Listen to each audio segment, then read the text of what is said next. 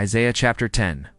Woe to those who make unjust laws, to those who issue oppressive decrees, to deprive the poor of their rights and withhold justice from the oppressed of my people, making widows their prey and robbing the fatherless. What will you do on the day of reckoning when disaster comes from afar? To whom will you run for help? Where will you leave your riches? Nothing will remain but to cringe among the captives or fall among the slain. Yet for all this, his anger is not turned away, his hand is still upraised. Woe to the Assyrian, the rod of my anger, in whose hand is the club of my wrath. I send him against a godless nation. I dispatch him against a people who anger me, to seize, loot, and snatch plunder, and to trample them down like mud in the streets. But this is not what he intends. This is not what he has in mind.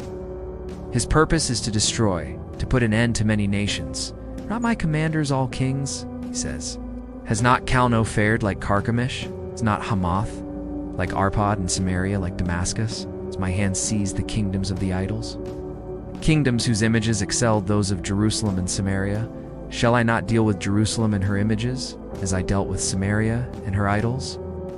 When the Lord has finished all his work against Mount Zion and Jerusalem, he will say, I will punish the king of Assyria for the willful pride of his heart and the haughty look in his eyes.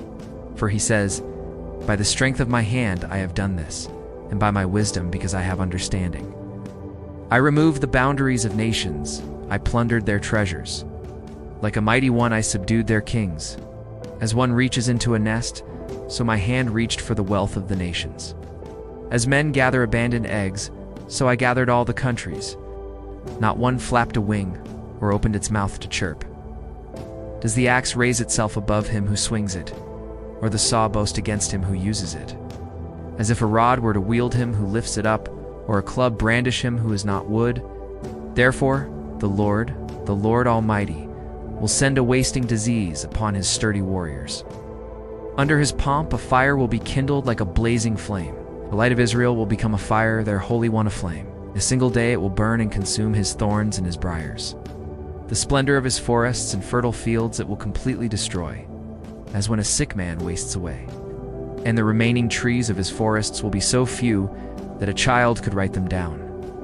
In that day the remnant of Israel, the survivors of the house of Jacob, will no longer rely on him who struck them down, but will truly rely on the Lord, the Holy One of Israel. A remnant will return, a remnant of Jacob will return to the mighty God. Though your people, O Israel, be like the sand by the sea, only a remnant will return. Destruction has been decreed, overwhelming and righteous.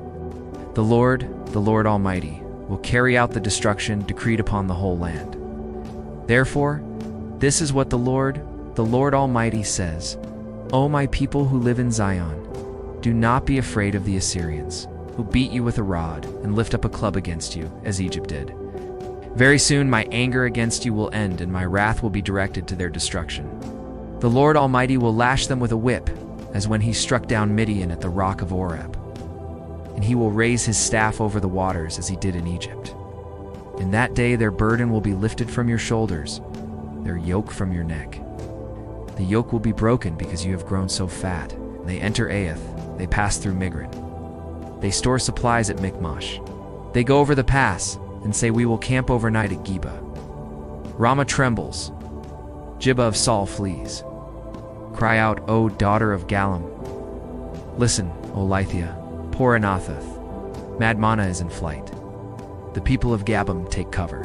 This day they will halt at Nob.